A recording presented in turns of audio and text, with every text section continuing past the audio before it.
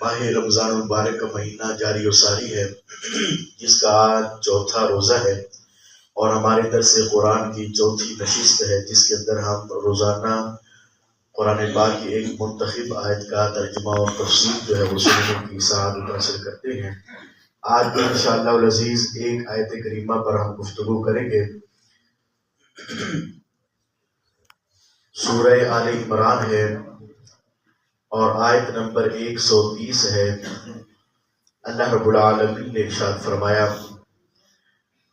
یا ایھا الذین آمنو، اے ایمان والو، لا تأکلوا الربا اضعافا مضاعفہ، فرمایا سود دگنا چگنا کر کے نہ کھاؤ۔ واتقوا اللہ، اللہ سے ڈرو، لعلکم تفلحون، تاکہ تم کامیاب ہو جاؤ، تم فلاح پا جاؤ۔ اس آیت کریمہ کے اندر اللہ تبارک و تعالی نے سود کا ذکر کرتے ہوئے ارشاد فرمایا اے ایمان والو، سود کو دگنا چگنا کر کے نہ کھاؤ بلکہ اللہ سے ڈرو۔ سود ایک ایسی نحوست ہے کہ جس کی دنیا کے اندر بھی ذلت و رسوائی ہے اور آخرت کے اندر بھی اس کی بڑی سخت پکڑ ہے، کہ جس کے بارے میں اللہ کا قرآن اور حضور علیہ السلام کی کئی احادیث شاہد ہیں، گواہ ہیں کہ اللہ تبارک و تعالی نے سود کو حرام فرمایا ہے۔ لیکن آج ہم اپنے معاشرے پر غور کرتے ہیں تو کتنے ہی ہمارے کاروبار ہیں جو سود کے نظام پر چل رہے ہیں۔ تو ہمیں اس گناہ سے بچنا چاہیے تاکہ ہماری آخرت کے اندر جو ہے وہ پکڑ نہ ہو۔ ہمیں اس گناہ سے توبہ کرنی چاہیے تاکہ اللہ تبارک و تعالی ہمارے اس گناہ کو معاف فرمائے اور ہمیں اس گناہ کی ذلت و رسوائی سے بچائے۔ حضور نبی کریم صلی اللہ تعالی علیہ وسلم کی حدیث پاک ہے اور یہ بخاری شریف کی حدیث پاک ہے۔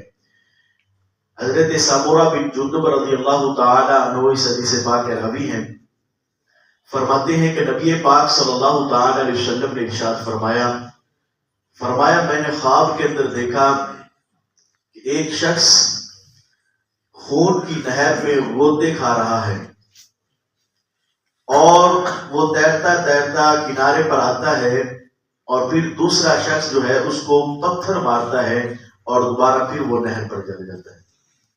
حضور فرماتے ہیں اس کے ساتھ یہ بار بار معاملہ ہو رہا ہے۔ تو میں نے جبرائیل علیہ السلام سے پوچھا، جبرائیل یہ کون شخص ہے جس کو اتنی ذلت اور رسوائی کے ساتھ عذاب دیا جا رہا ہے کہ آج اگر بندہ پانی والی نہر جو ہو اس کے اندر جو ہے تیرنا شروع کرے تو اس میں بھی بڑا مشکل ہو جاتا ہے، لیکن خون کی نہر کے اندر تیرنا اور ہوتے آنا تو کتنی بڑی ذلت اور رسوائی ہے، کتنی بڑی سزا ہے۔ تو کریم آقا صلی اللہ تعالی علیہ وسلم کے پوچھنے پر جبرائیل علیہ السلام عرض کرتے ہیں یا رسول اللہ صلی اللہ تعالی علیہ وسلم، یہ وہ شخص ہے جو سود کا لین دین کرتے تھے، یعنی سود کھاتے تھے۔ یا رسول اللہ صلی اللہ تعالی علیہ وسلم، سود کے گناہ کی وجہ سے اس کو یہ سزا مل رہی ہے۔ اور اسی طرح سنن نسائی کی حدیث پاک ہے، کریم آقا صلی اللہ تعالی علیہ وسلم فرماتے ہیں میں معراج پر گیا اور معراج پر میں نے ایسے لوگوں کو دیکھا کہ جن کے پیٹ جو ہیں وہ بہت بڑے ہیں، مٹکے کی طرح۔ حضور فرماتے ہیں ان کے پیٹ جو ہیں وہ بڑے ہوئے ہیں اور اتنے بڑے بڑے پیٹ ہیں کہ ان کے پیٹوں میں سانپ بھرے ہوئے ہیں، اور حضور فرماتے ہیں کہ وہ باہر سے نظر آ رہے ہیں۔ کتنی بڑی ذلت ہے، کتنی بڑی رسوائی ہے میرے بھائیوں۔ یہ فرمایا گیا کہ پیٹ اتنے بڑے بڑے، ان پیٹوں کے اندر جو ہے وہ سانپ ہیں جو باہر سے نظر آ رہے ہیں۔ میں نے پھر جبرائیل علیہ السلام سے پوچھا، جبرائیل یہ کون سے لوگ ہیں اور ان کا گناہ کیا ہے کہ جن کو اتنی سزا دی جا رہی ہے؟ تو کریم آقا صلی اللہ تعالی علیہ وسلم کے پوچھنے پر جبرائیل علیہ السلام عرض کرتے ہیں یا رسول اللہ صلی اللہ علیہ وسلم، یہ وہ شخص ہیں جو سود کھاتے ہیں۔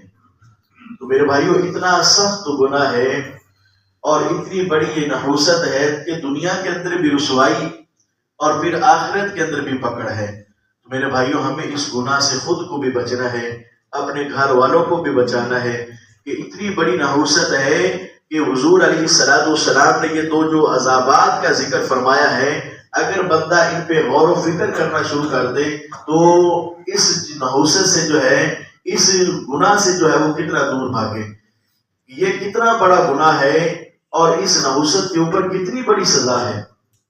اور اسی طرح حضور صلی اللہ تعالی علیہ وسلم کی حدیث پاک ہے، کریم آقا صلی اللہ تعالی علیہ وسلم نے ارشاد فرمایا اللہ پاک ہے اور پاک چیز کو قبول فرماتا ہے۔ اور پھر حضور نے مثال دیتے ہوئے ارشاد فرمایا ایک شخص ہو جو سفر پر ہو اور پریشان ہو اور پھر اللہ کی بارگاہ میں دعا کر رہا ہو، حالانکہ اس کا لباس، اس کا کھانا، اس کا پہننا سارا ہی حرام کا ہو، پھر اللہ اس کی دعا کو کیسے قبول فرمائے گا؟ تو فرمایا جس کا کھانا حرام کا ہے، جس کا پینا حرام کا ہے، جس کا پہننا حرام کا ہے، اور پھر وہ اللہ کی بارگاہ میں دعا کر رہا ہے، تو فرمایا اللہ اس کی دعا کو کیسے قبول فرمائے جب اس کا کھانا پینا سب کچھ حرام کا ہے۔ تو سود بھی میرے بھائیو حرام کے زمرے میں آتا ہے، یہ حرام چیز ہے۔ اور پھر جب بندہ حرام چیز کو کھا کر اللہ کی بارگاہ میں دعا کرے تو حضور فرماتے ہیں کہ اللہ اس کی دعا کو کیسے قبول فرمائے جب اس کا کھانا بھی حرام کا ہے، اس کا پینا بھی حرام کا ہے، اس کا لباس بھی حرام کا ہے، تو فرمایا اللہ پاک ہے اور پاک چیز کو ہی قبول فرماتا ہے۔ اور ایک حدیث پاک کا مفہوم ہے اللہ خوبصورت ہے اور خوبصورتی کو ہی پسند فرماتا ہے۔ حلال خوبصورت ہے، اللہ حلال کو پسند فرماتا ہے۔ حرام جو ہے، یہ جو ہے حرام اللہ تبارک و تعالیٰ کی بارگاہ میں نحوست ہے میرے بھائیو، اس سے ہمیں خود کو بھی بچنا ہے، اپنے گھر والوں کو بھی بچانا ہے، کہ جس کی وجہ سے بندے کی دعائیں قبول نہیں ہوتی۔ کہ سود کھانا، سود کھلانا اور اس کے اندر شامل ہونا، جتنے بھی لکھنے والے لکھوانے والے یہ سارے معاملات جو ہے میرے بھائیو حرام ہے۔ اور فرمایا گیا کہ جو بندہ سود کھاتا ہے، میں نے ایک حدیث پاک پڑھی تھی کہ جس میں فرمایا گیا، رسول اللہ صلی اللہ علیہ وسلم نے فرمایا جس نے سود کا ایک درہم کھایا اللہ کے نزدیک وہ ایسے ہے جیسے اس نے 36 بار زنا کیا ہے۔ اللہ اکبر کبیرہ۔ آپ اندازہ لگائیں کہ صرف ایک بار زنا کرنا اتنا بڑا گناہ ہے، تو فرمایا گیا جو سود کا ایک درہم کھائے گا تو اللہ کے نزدیک وہ ایسا شخص ہے جیسے اس نے 36 بار زنا کیا ہے۔ الامان والحفیظ۔